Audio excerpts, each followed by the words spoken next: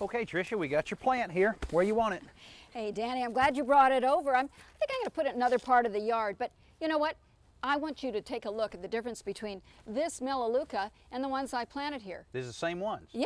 Hey, let me put it over here. Let's see.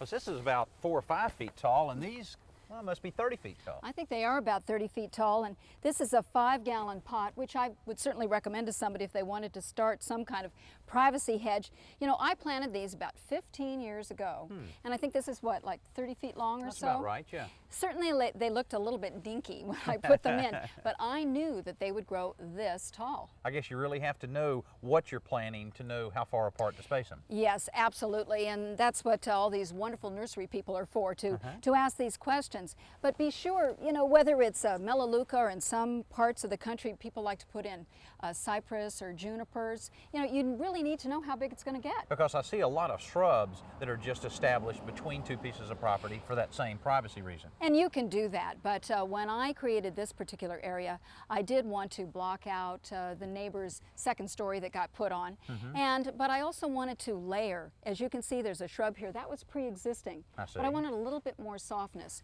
So aside from that shrub, and I planted another one over there so we would continue the look, I also put in this Pittosporum, and it really gives a nice texture, I think. Well, it really provides the privacy that you really needed here.